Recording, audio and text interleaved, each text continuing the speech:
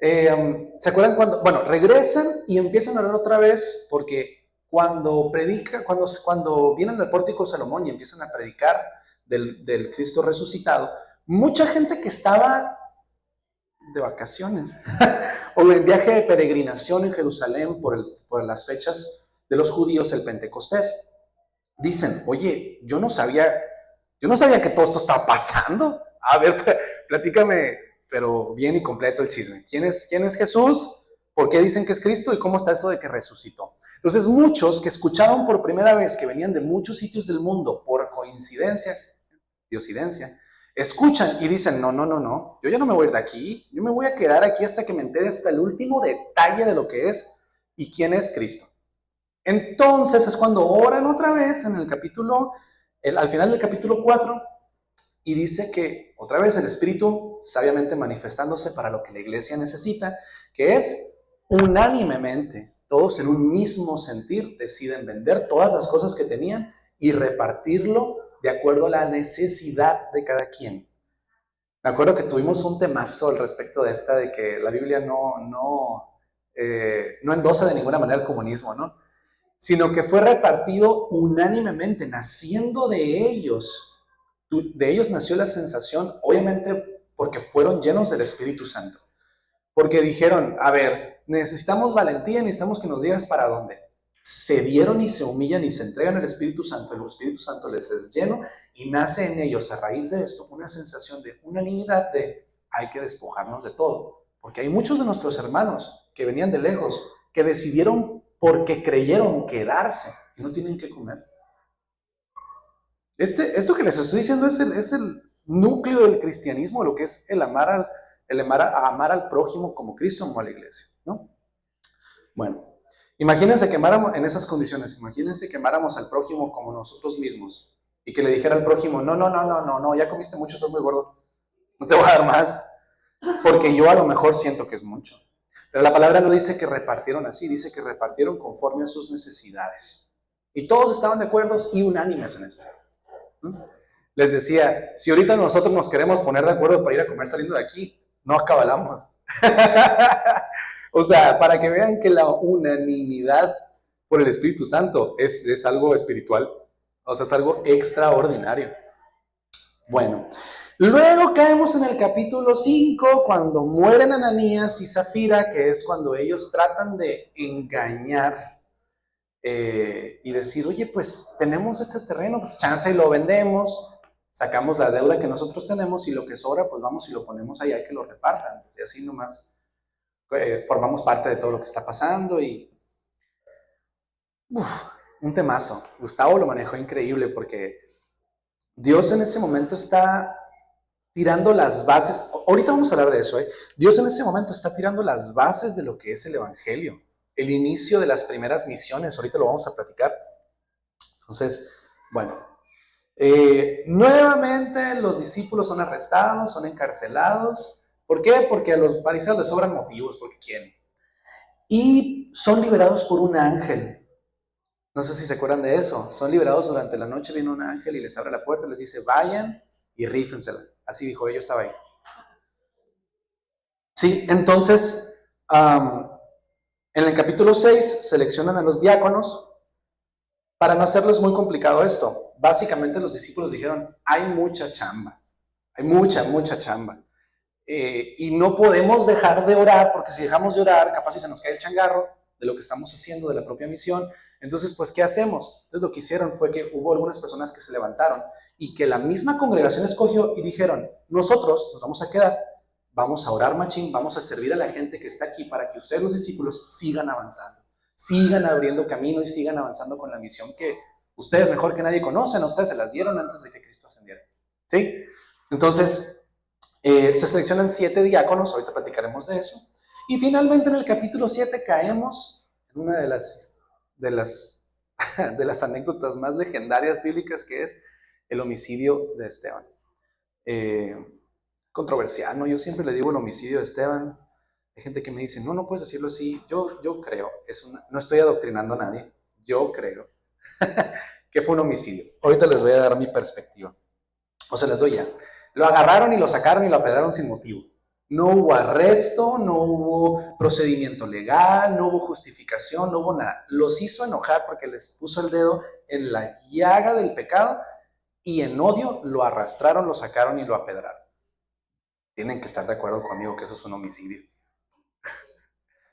Bueno, entonces, algunos puntos interesantes aquí.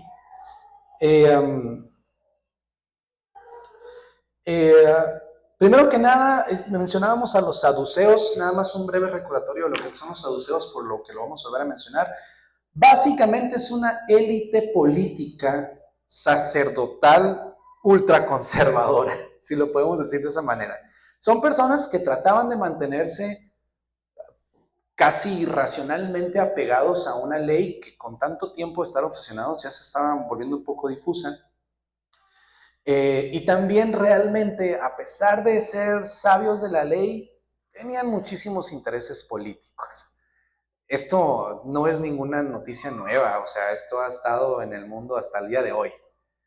Personas que mantienen pantallas religiosas o de fe o de creencia, pero que tienen un conflicto de intereses político también. Los saduceos están más o menos, están literalmente en esta posición igualmente. Por eso los estamos mencionando. Y curiosamente, los saduceos son los que agarran a los apóstoles y los encierran en el capítulo 5 cuando vienen y los liberan, en el capítulo 6 cuando vienen y los libera un ángel en la noche. Un detalle que yo no había realmente percibido es que, interesantemente, es un poco diferente la manera en la que se describe al ángel en este capítulo. Porque, bueno, miren, se los voy a leer, denme un segundo. Está en el 5:20, creo que es Hechos 5:20, si no me equivoco. Déjenme ver. 19:20, sí, 19:20.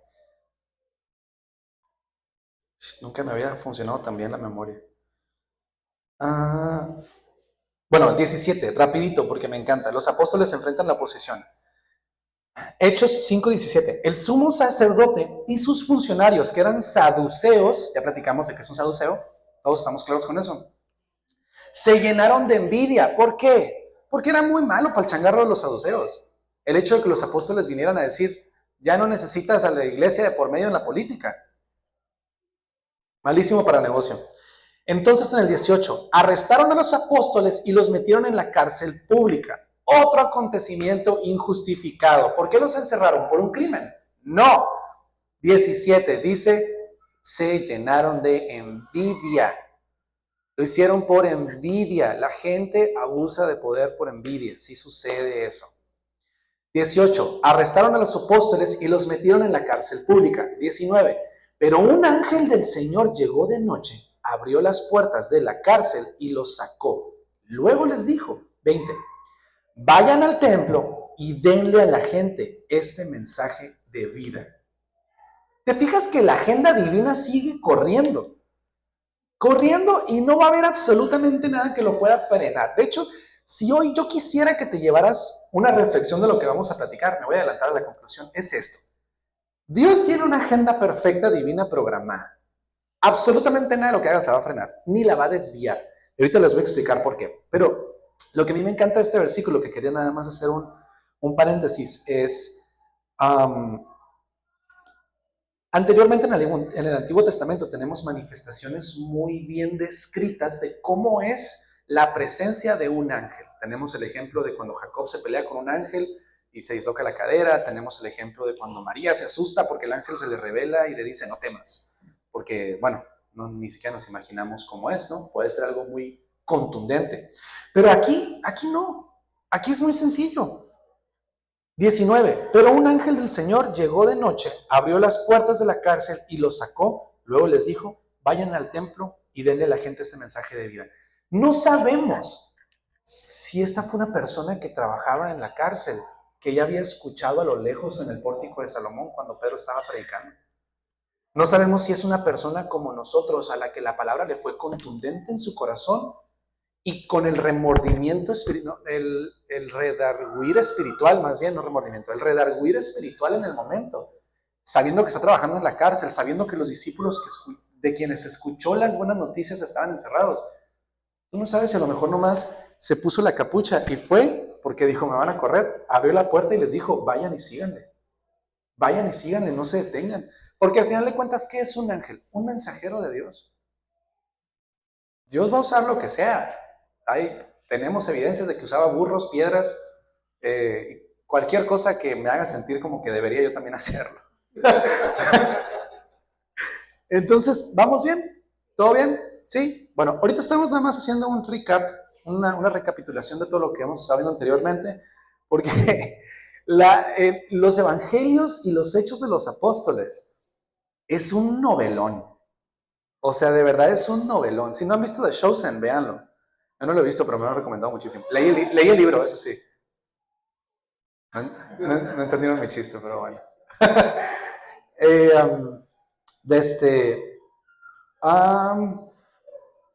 Bueno, lo que les comentaba. Todo esto es evidencia. El hecho de que hubiera un ángel, que no sabemos, pudo ser un ángel como te lo imaginas, con alas y túnica blanca y su espada de fuego, o a lo mejor te lo imaginas como la descripción bíblica de estos anillos con un montón de ojos, o a lo mejor se parece a este men, no sé. El caso fue que Dios mandó a alguien, hubo un mensajero que abrió la puerta y les dice, sigan, salgan y sigan, porque la agenda del Señor no se detiene. A todo esto lo que voy es que se trata de prevalecer en la fe. Ahorita vamos a hablar de Felipe también, porque Felipe es un ejemplo de lo que es la prevalecer en la fe. Felipe empezó a predicar del Cristo resucitado. Y sabemos que Felipe realmente no tenía conciencia de que había sucedido una crucifixión, etcétera, etcétera, etcétera. Solo sabían de un Cristo que murió y resucitó. No tenía todos los detalles todavía. Hasta que Saulo se convierte, entonces empiezan a hacerse conocidos todos estos detalles. Pero para que te des cuenta, la noticia se corrió con el núcleo de lo que es. Cristo llegó, hizo milagros, lo matamos y resucitó. Eso es lo que tienes que saber, porque esto no es normal. Crucificar gente, eso sucede todos los días, a los romanos les encanta. Pero que uno de los crucificados se resucitara, que uno de los muertos se resucitara. Bueno, y ahorita vamos a hablar un detalle curioso sobre Pablo también. Bueno, vamos a comenzar la escritura. Nos vamos a ir a Hechos número 8, vamos a leer la porción completa y ¿qué les parece si a partir de ahí empezamos a desmenuzarla? ¿Va? Bueno, Saulo, Hechos de los Apóstoles 8, versículo 1. Vamos a empezar por el principio. Saulo fue uno de los testigos y estuvo totalmente de acuerdo con el asesinato de Esteban. Totalmente de acuerdo. Ese día comenzó una gran ola de persecución que se extendió por toda la iglesia de Jerusalén. Y todos los creyentes, excepto los apóstoles, fueron dispersados por las regiones de Judea y de Samaria. Con profundo dolor, unos hombres consagrados enterraron a Esteban. Y Saulo iba por todas partes con la intención de acabar con la iglesia. Iba de casa en casa y sacaba a rastras tanto a hombres como a mujeres y los metía en la cárcel. Versículo 4. Así que los creyentes se esparcieron, predicaban la buena noticia acerca de Jesús a donde quiera que iban. Felipe, por ejemplo, se dirigió a la ciudad de Samaria y allí le contó a la gente acerca del Mesías. Las multitudes escuchaban atentamente a Felipe porque estaban deseosos de oír el mensaje y ver las señales milagrosas que él hacía. Muchos espíritus malignos fueron expulsados, los cuales gritaban cuando salían de sus víctimas. Y muchos que habían sido paralíticos o cojos fueron sanados. Así que hubo mucha alegría en esa ciudad. Vamos a estudiar esta porción el día de hoy, del 1 al 8. Hechos 8, del 1 al 8. Y vamos a comenzar por el fenómeno de Saulo. Estábamos terminando el capítulo 7 en el que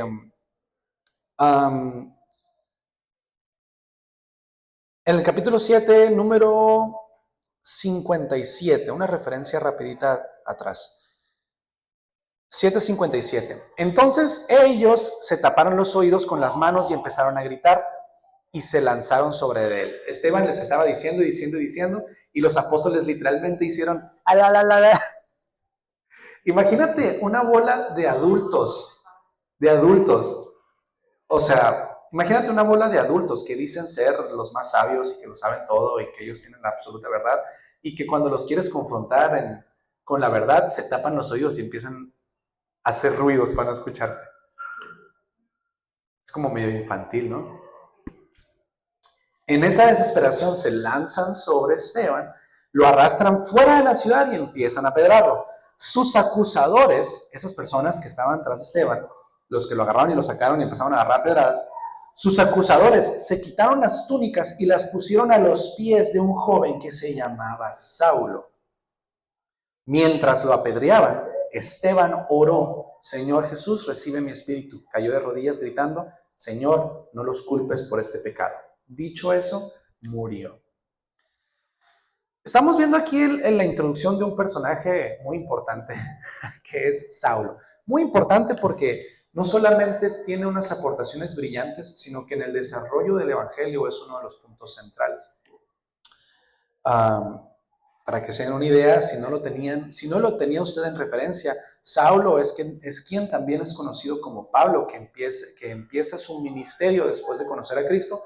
Lo vamos a platicar más adelante en unos cuantos capítulos más. Y recorre Anatolia, parte de Siria, Grecia, predicando con arrepentimiento de muchas cosas de su pasado. Pero en este momento, Saulo, ¿quién es? Es el que está diciendo: pásenle por aquí, dejen su túnica aquí en mis brazos y allá está el que vienen correteando, se les va a ir. Entonces pasaban, tiraban su túnica delante de Saulo y los que venían persiguiendo a Esteban lograron llegar a Esteban. Esteban es apedrado y clama, ¿no? Señor, perdónanos porque no tienen ni idea de lo que están haciendo. No les tomes esto como pecado. Ahí es donde entramos al capítulo 1, el versículo 1 del capítulo 8. Saulo fue uno de los testigos y estuvo totalmente de acuerdo con el asesinato. ¡Qué fuerte! Es un versículo. Es súper contundente. Estamos hablando de un hombre que no nada más estaba ahí, sino que de cierta manera apoyó, pues sí, fue el perchero de todos ellos, ayudó al homicidio de Esteban y no solamente ayudó, sino que también dice la palabra que estaba de acuerdo. Miren, no sabemos si Saulo le encantaba matar gente. La realidad es que no sabemos si andaba por la vida diciendo: a la torre, hoy me levanté un cafecito y a perseguir cristianos. No sé, no lo sabemos. Lo que sí sabemos es que Saulo era una persona apasionada, una persona comprometida con lo que él tenía la convicción de que era la verdad. A lo mejor era la verdad para él hasta ese momento. Es difícil decir, la verdad es una, sola, inamovible, absoluta. Cristo es el camino, la vida y la verdad. Si no se lo habían dicho a usted, se lo estoy diciendo yo en este momento. Es la única verdad y no es variante, no es cambiable, no es alterable, no es ni siquiera negociable. Cristo es el camino, la vida y la verdad. Y Saulo en este momento, él tenía en su mente que la verdad era la antigua ley. Era un judío de hueso colorado y de prepucio cortado. O sea, agarren ondas. Él estaba comprometidísimo a acabar con todo aquello que él considerara una amenaza para la verdadera ley. Era apasionado. Tengo un amigo que dice, es que Saulo es exactamente tan apasionado como Pablo. Exactamente igual de apasionado que Pablo. Solo que Saulo está tremendamente desorientado. O al menos, no sé si decir desorientado, pero todavía no conocía la verdad realmente. El homicidio de Esteban fue ese primer contacto, que luego se vuelve un contacto mucho más contundente. Híjole, de veras que ojalá me toque estar aquí con ustedes para predicar para compartir, que compartamos la palabra de cuando Saulo es encontrado camino a Damasco y se le quiere poner a alegar a Dios y dice, ya no ves nada, ahora estás ciego. Me escuchas y ahorita vemos si vuelves a ver. Bueno, está buenísimo. Saulo no sabemos si lo disfrutaba. Lo que sí sabemos es que era un hombre muy comprometido con su misión de mantener pura, limpia, la sana doctrina judía. Judía, estamos hablando de la sana doctrina judía. Ese era realmente el contexto de Saulo. Él estaba convencido de que estaba haciendo lo correcto, con la misma convicción con la que aceptó el evangelio y cambia su dirección de una manera drástica. Puede que a lo mejor no parezca muy drástica para nosotros, pero para un judío tan patriota es algo intenso. Ahora bien, si nos vamos al versículo número 2, ahorita vamos a regresar con Saulo. Perdón, estamos todavía en el 1. Saulo fue uno de los testigos y estuvo totalmente de acuerdo con el asesinato de Esteban. Ese día comenzó una gran ola de persecución que se extendió por toda la iglesia de Jerusalén. Y todos los creyentes, excepto los apóstoles, fueron dispersados por las regiones de Judea y Samaria. ¿Qué está pasando? Chéquense esto, rapidísimo. Vayámonos a Hechos 1:8. Vamos a voltearlo.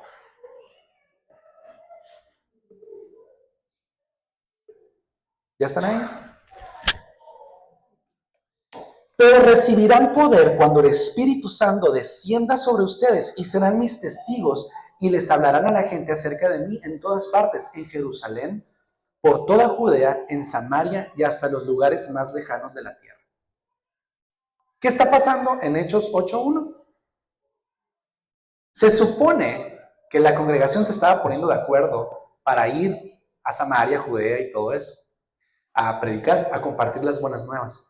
¿Qué es lo que sucede? La intervención de los saduceos o los fariseos, vamos a regresar genéricamente, de los fariseos, es que tenemos que terminar esto. Tratan de arrestar a Juan y Pedro y luego arrestan a los 12 discípulos, son liberados por el ángel. Están haciendo todo lo posible por meterle el pie a la agenda divina. ¿Sí? ¿Vamos bien hasta ahí? Entonces, ¿qué es lo que pasa? Dicen, no, pues matamos a Esteban. Y ya, porque para ese punto, de todo lo que estaban tratando de hacer y nada les estaba saliendo, entiendo que ya estaban en un nivel de desesperación. Entonces dicen, no, matamos a Esteban. En un coraje, en un arranque, lo sacan, lo apedrean y lo matan. ¿Qué es lo que significa esto para ellos? Es una declaración de guerra completamente abierta. Ahora todos los que estaban ahí conociendo, escuchando la palabra y se enteran del homicidio de Esteban, ¿qué van a hacer? ¿Huir?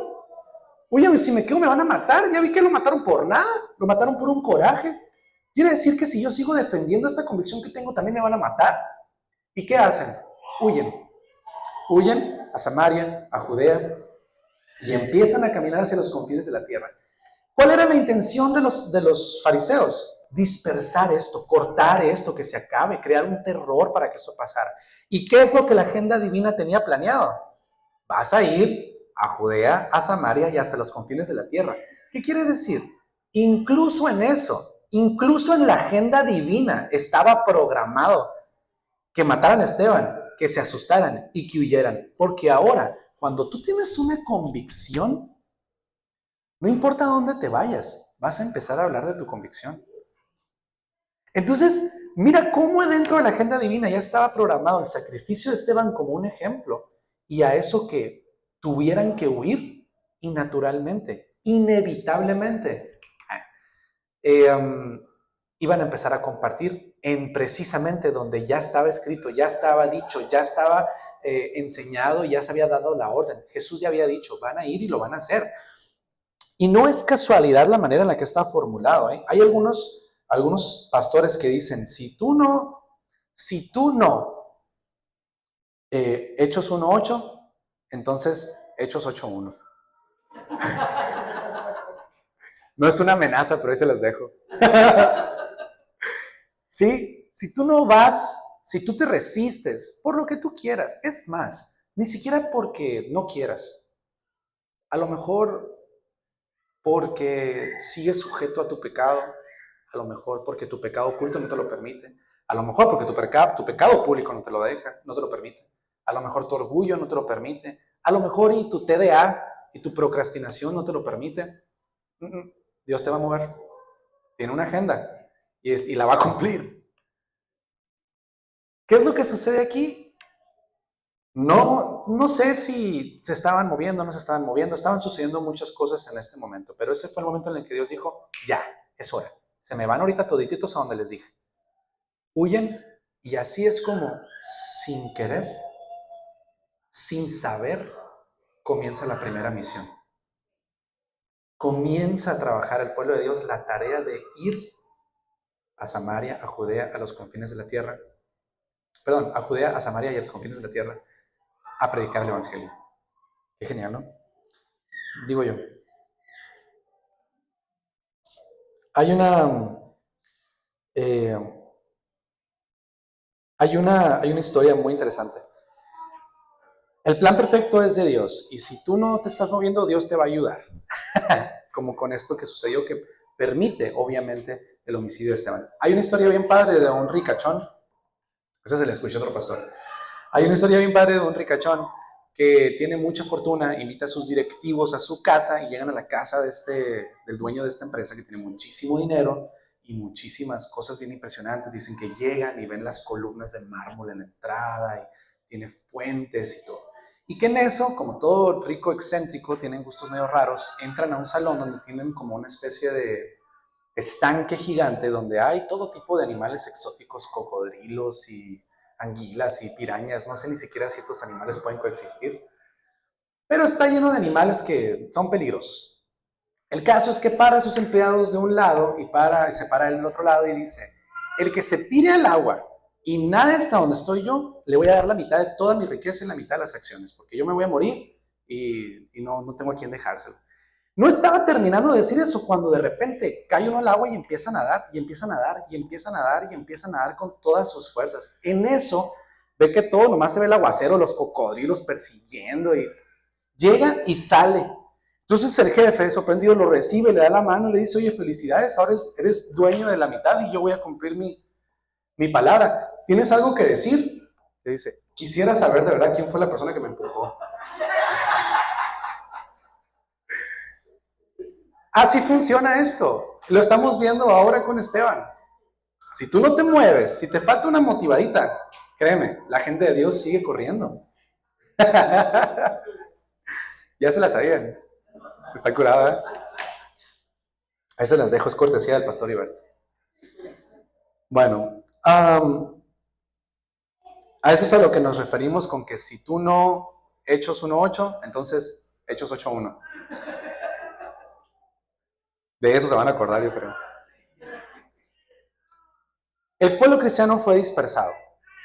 Pánico, miedo, lo que tú quieras, el mismo llamado, a lo mejor gente le cayó el 20 y dijo, no, pues que a lo mejor ya nos tenemos que mover. Empezaron a dispersarse porque esto era conforme al propósito de Dios. A lo mejor no lo entendían en ese momento. A lo mejor y fue catastrófico. Y dijeron, ya se acabó, ¿cómo le vamos a hacer? Nos van a empezar a cazar y esto se va a extinguir y ¿cómo? A lo mejor ya ese fue el pensamiento de muchos. No lo tenían que entender, la gente estaba corriendo, el plan perfecto de Dios estaba corriendo. Hay algo muy interesante en esto que leímos, y ahí les va. Ese día comenzó, seguimos en el 1. Ese día comenzó una gran ola de persecución que se extendió por toda la iglesia de Jerusalén y todos los creyentes, excepto los apóstoles, fueron dispersados por las regiones de Judea y de Samaria. Todos los creyentes excepto los apóstoles. ¿Qué se imaginan que pudo suceder aquí? ¿Será que los apóstoles dijeron, no, pues nos vamos a quedar porque nosotros sí somos judíos? Ah, de hecho, detalle importante que se me olvidó. Esteban era helenista. ¿Qué significa ser helenista? No era judío como tal. Era un judío que nació y creció en Grecia. Su cultura era griega. Los judíos de hueso colorado, y ya no voy a decir atrás, los judíos patriotas, les dije, no, eran ultraconservadores. Ellos sentían que un judío helenista no era legítimo. Entonces, por eso es uno de los tantos motivos por los cuales los saduceos le traían coraje.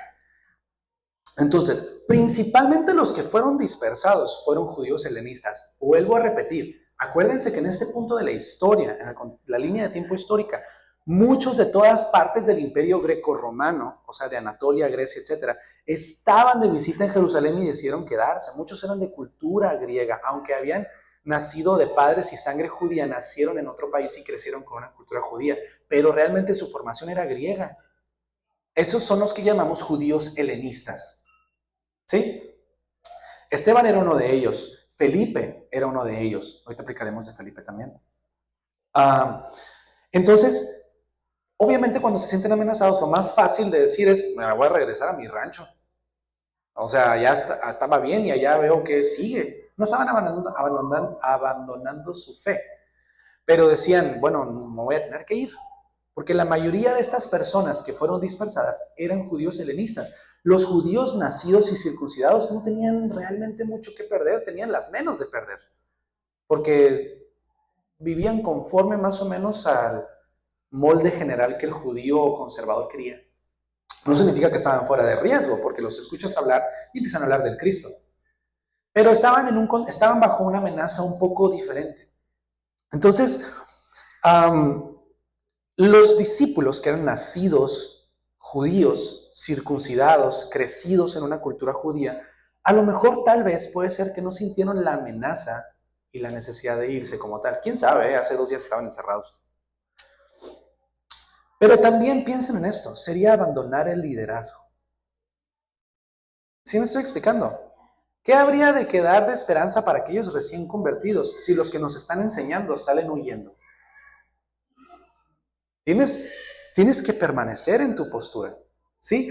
Ahora, en este caso, ya habíamos pasado el capítulo 6 donde se asignaron este apoyo para los apóstoles, que son los diáconos. Son apóstoles laicos.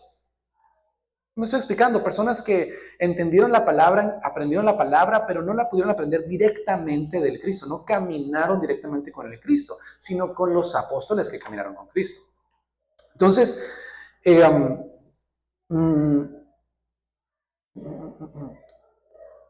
liderazgo es una cosa que se estaba esperando de los discípulos, además de que a lo mejor ellos no estaban tan en riesgo, porque los judíos lo que querían era no matar a los suyos, ni deshacerse de los suyos, sino rescatar y preservar su cultura. Yo me imagino que uno de los objetivos era tratar de convencerlos a que se reconvirtieran al judaísmo tal vez, o que abandonaran su fe, lo que conocemos como una blasfemia. En este caso, es el momento perfecto para regresar con Saulo. Esta es la percepción de Saulo. ¿Saulo perseguía a los cristianos por qué? ¿Porque los odiaba? No, necesariamente, no lo sé. Sino porque lo que él quería era preservar ultraconservadoramente la cultura judía como la había entregado Moisés. No estaban aceptando la llegada de este Cristo. No concebía la posibilidad de que llegara un vato X y dijera, yo soy el hijo del Padre y también soy divino. O yo y el Padre somos uno mismo. Eso era inconcebible para un judío. Por eso tan complicada la lucha que muchos tuvieron dentro de ellos, principalmente Saulo, que lo platicaremos más adelante. Curiosamente, Hechos 1:8 es básicamente un mapa de expansión. Ya estaba escrito lo que les comento, que es la agenda divina de cómo iba a empezar la evangelización de los pueblos. Fíjense, vamos rápido otra vez al Hechos 1:8, como referencia.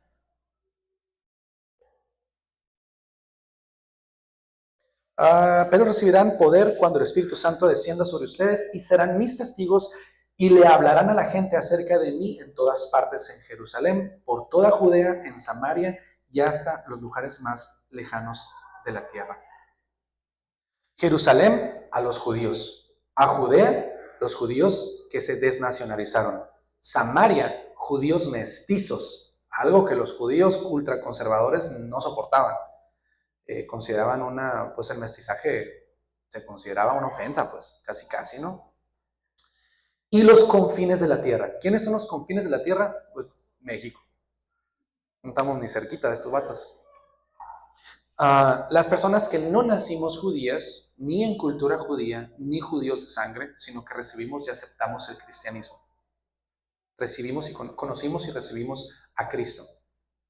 ¿Te fijas cómo va avanzando la agenda? Dios sabe que va a ser un proceso muy complicado para muchos aceptarlo, que es, primero los que están contigo, que ya están familiarizados y estuvieron ahí cuando todo este show pasó. Vieron que lo crucificaron, es más, ellos lo crucificaron, lo enterraron, sellaron y a los días se dieron cuenta, aunque sean incrédulos, se dieron cuenta que resucitó. 2, aquellos que son, pero se fueron, aquellos que están mixtos y por último, aquellos que ni siquiera se lo merecían, como nosotros, los gentiles. ¿Te fijas cómo va ampliando la gama de manera gradual hasta llegar incluso a los confines de la tierra? No hay una sola persona que no entre dentro de esta gama. El Evangelio es para todos y la agenda divina ya está programada para todos. Entonces, bueno, los apóstoles y todos los creyentes, estoy en el 1, y todos los creyentes, excepto los apóstoles, fueron dispersados por las regiones de Judea y de Samaria. Ya empezó, ya están ahí. Y de lo que abunda en el corazón, hablar la boca. Empiezan a predicar, empiezan a platicar. Es más, ni siquiera predicar, a lo mejor fue como chisme. ¿Te enteraste de lo que pasó? Hay un vato que mataron y no sé ni cómo lo mataron, pero me dijeron que lo mataron y resucitó. Sanó enfermos, le dio vista a los ciegos, levantaba gente paralítica. Número 2. Con profundo dolor, unos hombres consagrados enterraron a Esteban. ¿Qué está sucediendo aquí? Volvemos a lo mismo. Ahorita está pasando una disyuntiva política y religiosa increíblemente fenomenal, fascinante, en el que estas personas que tomaron a Esteban y lo enterraron, no sabemos si eran judíos, ni siquiera sabemos si eran cristianos. ¿Sí me explico? A lo mejor eran personas que vieron lo que estaba sucediendo y dijeron, imagínate esto, un grupo de amigos que están allá afuera de las murallas de Jerusalén, donde sacaron a Esteban y lo empezaron a pedrar, que a lo mejor son judíos, nacidos, circuncidados, de cultura, de sangre, y están viendo que están apedrando a alguien. Y no ven a ningún policía, no ven a nadie que esté ejerciendo un juicio, ven a puros militares con tenis, que tienen a Esteban allá afuera. Yo como judío nacional, que le tengo fe a mis políticos y a mis sacerdotes, yo voy a empezar a dudar. ¿Qué está pasando? Si a él lo están haciendo así por nada y no sé qué hizo y a lo mejor y yo también por nada. Nacido, crecido de sangre judía, sin estar en riesgo, sin la necesidad de huir. A lo mejor y dejan a Esteban ahí tirado muerto y nace en mi corazón la naturaleza de, oye, pues dejaron a alguien ahí tirado, lo menos que podemos hacer como seres humanos es darle un entierro decente. No sé qué hizo, pero incluso a los crucificados, que era una humillación, los enterraban. ¿Cómo no vamos a enterrar a este hombre que dejaron aquí tirado? Tal vez fueron los mismos cristianos. No lo sabemos. Lo que sí sabemos es que la muerte no trae de ningún sentido gozo. La muerte es el fruto de nuestro pecado. La muerte es la condena por estar enamorados y aferrados a nuestro pecado. La muerte es aquello de lo que Cristo vino y murió para nosotros ser libres de la muerte, de la condenación. ¿Vamos bien? Con profundo dolor, unos hombres consagrados enterraron a Esteban. Y Saulo iba por todas partes con la intención de acabar con la iglesia. Iba de casa en casa y sacaba a rastras tanto a hombres como mujeres y los metía en la cárcel. Qué tema tan sensible al día de hoy. La expresión de Saulo iba con su propio juicio de justicia por todas partes con la intención de acabar con la iglesia. Iba de casa en casa y sacaba arrastrando a las personas de sus propias casas. Imagínate que estás en tu casa viendo Stranger Things y comiéndote unos chetos y entra un vato y te saca arrastrando porque crees en Cristo. Hombres y mujeres, no discriminaban. Algunos los mataban, algunos los metían a la cárcel. Qué interesante. Mira, rápido, una referencia rápida. Acompáñame a Santiago 1:20. Tiempo.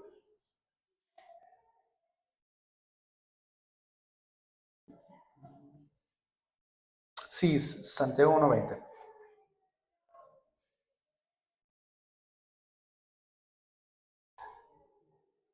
El enojo del humano no produce la rectitud que Dios desea.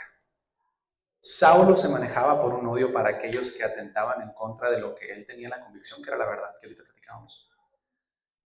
No nada más no va conforme al corazón de Dios, pero no importa qué tantos pucheros hagas, Dios no se va a mover porque estés enojado. Dios se va a mover porque es un Dios de amor y es un Dios justo. Tiene un plan perfecto. El plan perfecto del que estamos hablando está ejecutando esta agenda divina.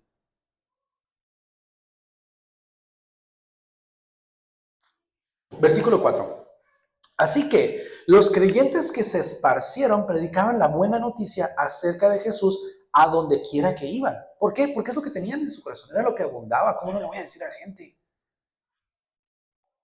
Felipe, por ejemplo, se dirigió a la ciudad de Samaria y allí le contó a la gente acerca del Mesías. Felipe, recuerden, uno de los 7 diáconos que los apóstoles habían escogido. Uno de los 7 diáconos, en este caso, los escogieron, no sé si recuerdan hace unas semanas que platicábamos de las viudas que estaban viendo por la comida y todo, y no había quien las atendía porque los apóstoles decían, estamos orando y tenemos que seguir orando, ¿cómo le hacemos? Y entonces fueron escogidos los diáconos, 7 personas que tanto tenían una intención, tenían los frutos del Espíritu, se les veía que eran llenos del Espíritu y también tenían buena reputación, tenían un espíritu de servicio también. Ellos empezaron a atender a las vidas, empezaron a atender las necesidades de la iglesia, mientras los discípulos, les decía, continuaban abriendo brecha, seguían en oración. Las multitudes, tiempo, 5, número 5. Felipe, por ejemplo, se dirigió a la ciudad de Samaria y allí le contó a la gente acerca del Mesías. El primer misionero de la historia. La primera persona que abandonó su casa y se fue al territorio que Jesús le mandó a empezar a compartir las buenas nuevas, las noticias de un Salvador. Un Salvador que fue crucificado, fue sepultado, murió y resucitó.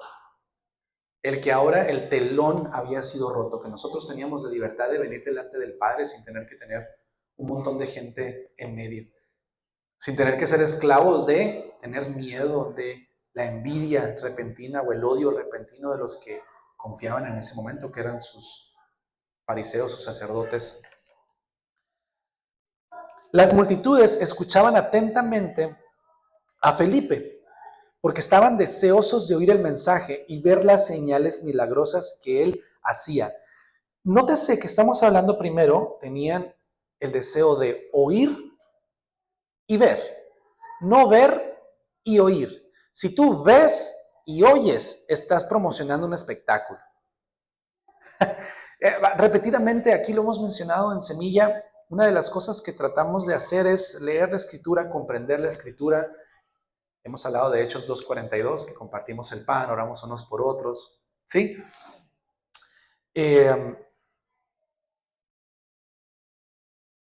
Y no estamos muy a favor de lo que coloquialmente podríamos llamar el consumismo cristiano. La filosofía de ver, voy a decir algo súper funable, me van a regañar cuando vean la grabación. La naturaleza del consumismo cristiano viene de tratar de que la gente vea y luego escuche para que crea. Es antinatural. No está diseñado de esa manera. El Alan me está viendo con cara de que se me van a funar. Es antinatural. Tenemos que oír y a lo que ven empezamos a ver. Porque creímos. Empezamos a ver y a presenciar milagros. ¿Por qué creímos? ¿No se les hace casualidad que un incrédulo nunca van a escuchar que digan, yo vi un milagro? Nunca.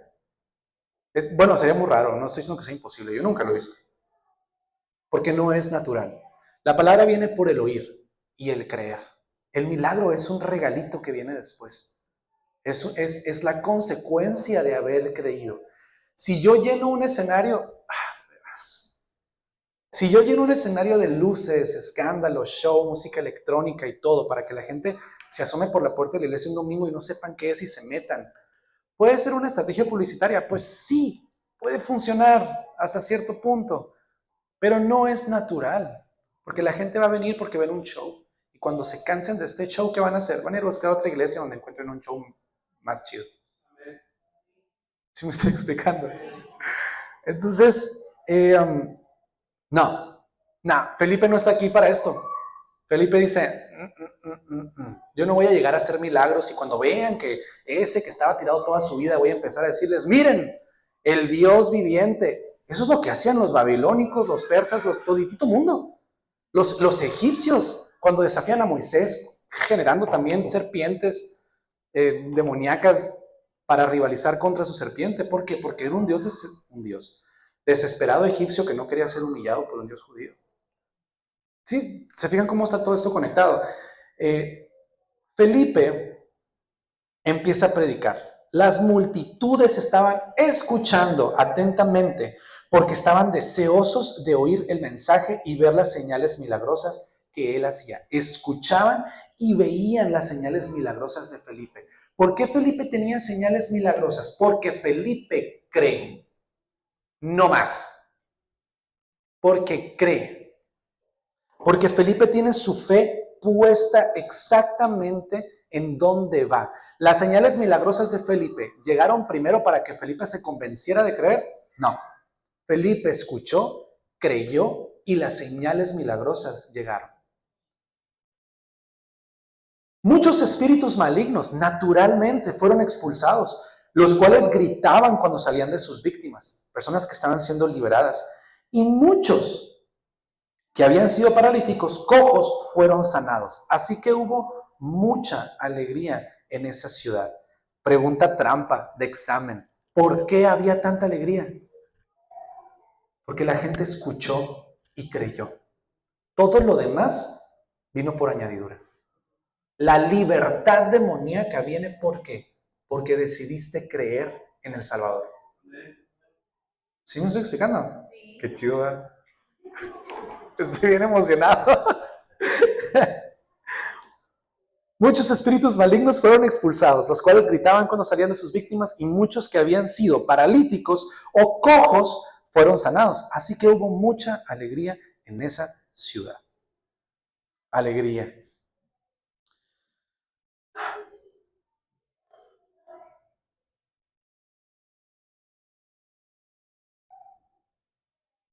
Qué interesante la manera en la que empieza el ministerio de Felipe como el primer misionero. Yo estaba pensando y reflexionando que este es mi pensamiento. Nuevamente no estoy adoctrinando ni estoy diciendo nada escrito, es una reflexión. Yo pienso que los apóstoles se quedaron, incluso a lo mejor no por el liderazgo, ¿no? Se me hace difícil creer que los apóstoles hayan visto a Esteban y no hayan temido o no hayan tenido ganas de huir también, o llevar el ministerio para otras partes. Yo creo que se quedaron porque a lo mejor no estaban culturalmente listos para compartir el evangelio. Acuérdense que eran judíos de crecimiento y de cultura. Eran ultra conservadores. Empezaron a compartirlos con los que estaban ahí, dentro del seno de donde sentían seguridad. Pero había que salir. Felipe fue el primero en salir. Vamos para Samaria y empezamos a predicar en Samaria.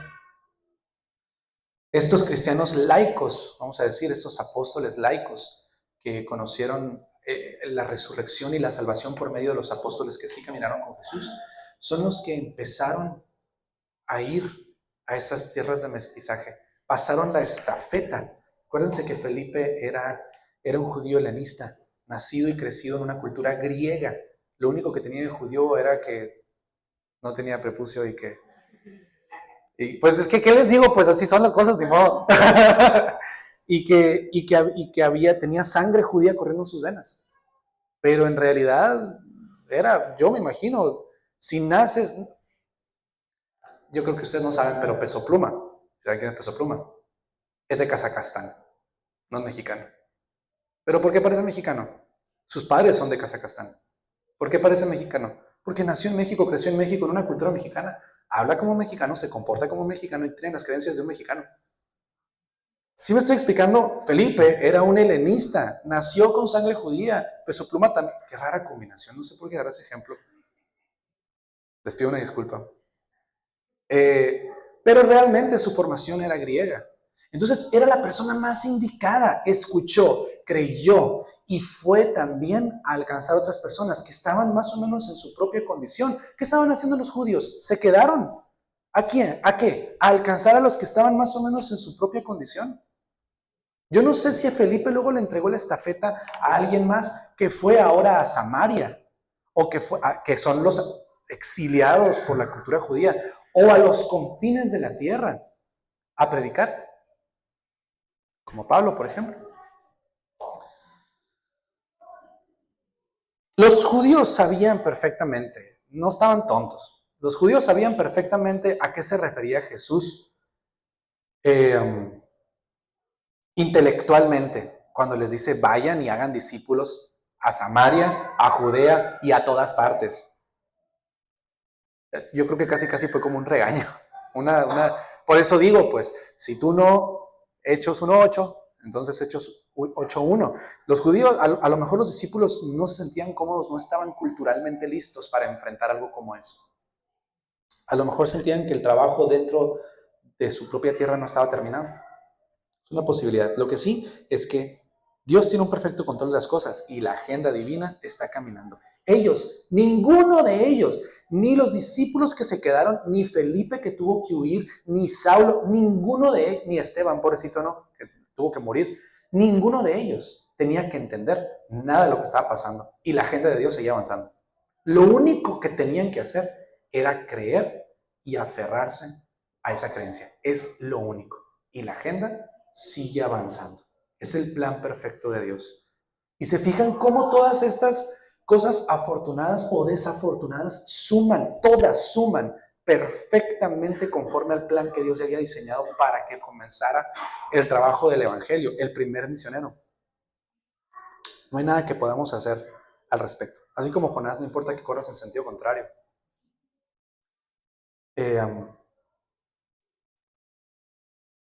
Muy bien. Pensando si se me olvida algo.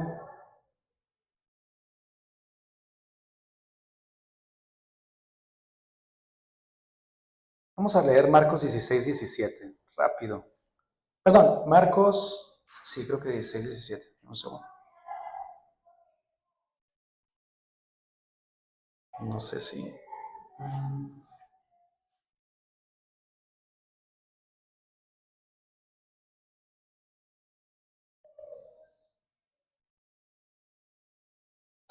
Nada más como un refuerzo a lo que estamos hablando ahorita de que primero escuchan, creen y las señales milagrosas vienen de manera secundaria.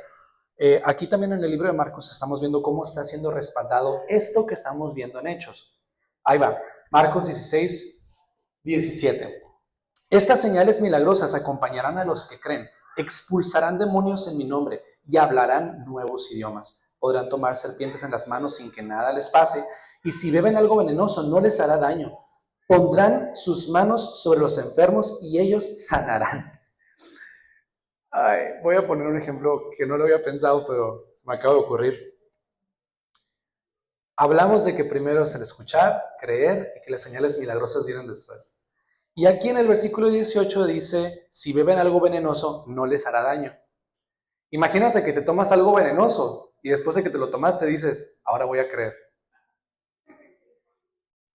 No tiene sentido. ¿Sí me estoy explicando? Aquí dice la palabra, incluso en tu ignorancia, si no sabes que estás bebiendo algo venenoso. Porque es a lo que se refiere, no te está diciendo que, a ver, cree y tómate algo venenoso a ver si es cierto que crees. No. Está hablando del resguardo del Padre. Si tomas algo venenoso incluso sin darte cuenta, pero creíste, entonces viene la señal milagrosa, no al revés. Querer rogarle a Dios por un milagro para, demuéstrame, Señor, que existe, siempre he creído en ti, pero ahora necesito que me lo demuestres. La palabra dice que no recibimos milagros porque pedimos mal. Esa es, podríamos decir, tal vez una manera en la que pedimos mal, porque está escrito, no es la manera en la que funciona. Y ¿se acuerdan que hablamos ahorita que Cristo es el camino, la vida y la verdad? Y que la verdad no es negociable, ni flexible, ni variante, es Cristo. La verdad es Cristo. Bueno, pues la verdad estipuló el orden y es, escucha, cree, y entonces, porque has creído, recibirás señales milagrosas. Mira, si yo quisiera que hoy se llevaran algo, son dos cosas. Lleva paz en tu corazón sabiendo que la agenda divina está caminando. Y para que eso suceda, punto número 2, lo único que necesitas es creer. Porque incluso si suceden cosas, Romanos 8:28, ese es un ejemplo perfecto. Si incluso si matan a Esteban delante de ti, la agenda sigue avanzando, va conforme perfecto el plan de Dios. ¿Por qué? Porque todo lo que sucede a aquellos que le aman, obra para bien. Incluso, aquí lo estamos viendo en 8 versículos, bueno, 9 versículos, terminando el 7 y empezando el 8. Desde que Saulo estaba ahí, porque Saulo desde ese momento en el que ven que matan a Esteban, el corazón de Saulo ya está empezando a ser trabajado por la agenda divina. Y lo vemos en el capítulo 12 de Hechos, cuando Saulo empieza a decir, no manches, yo estaba ahí y no hice nada. Yo pensaba que estaba haciendo lo correcto. Saulo, para que te des una idea, es el ejemplo perfecto de lo que es tu viejo hombre, enamorado y aferrado al pecado. El cambio tan drástico que da tu vida cuando conoces a Cristo, tal y como lo hizo Saulo, y cambias de rumbo. Venía a predicar Saulo, ¿con qué cara? ¿Con qué cara iba a ser ahora el embajador de los cristianos, llevando las buenas nuevas? Si hace 3 días antes del camino a Damasco, estaba persiguiendo y sacándolos de sus casas para entregarlos en la cárcel o para matarlos por ser infieles a la ley de Moisés. Es un ejemplo perfecto de lo que somos nosotros antes de conocer a Cristo. Es el modelo mejor estructurado para que entendamos.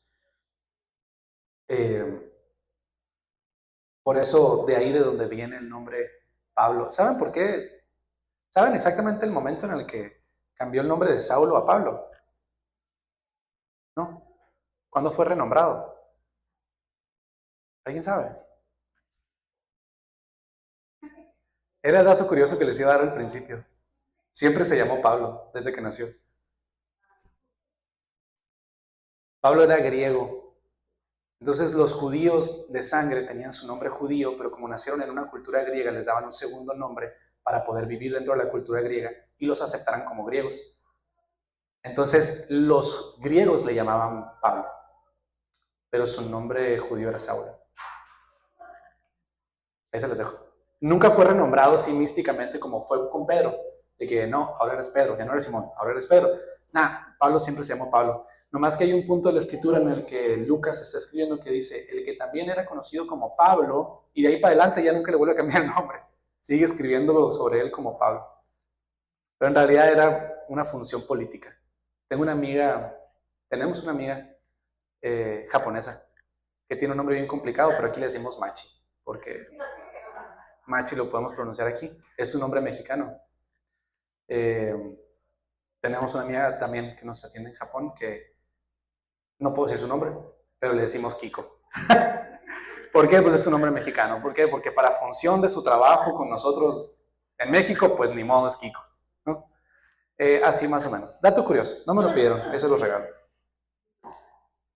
La agenda sigue avanzando. No temas ni desmayes y tampoco temas en seguir avanzando siempre y cuando, porque estas personas que huyeron, vamos a decir huyeron, porque no usa la palabra huir, que huyeron, nunca abandonaron su fe. A donde huyeron con su fe y naturalmente cumplieron la tarea. Ten tranquilidad de la agenda divina. Y también hay que saber que a veces no entendemos, pero sí creemos. Tenemos la capacidad de creer en todo momento. Padre, te damos muchas gracias por este día, Señor. Te damos gracias porque tu palabra trae paz y convicción a nuestro corazón. En tiempos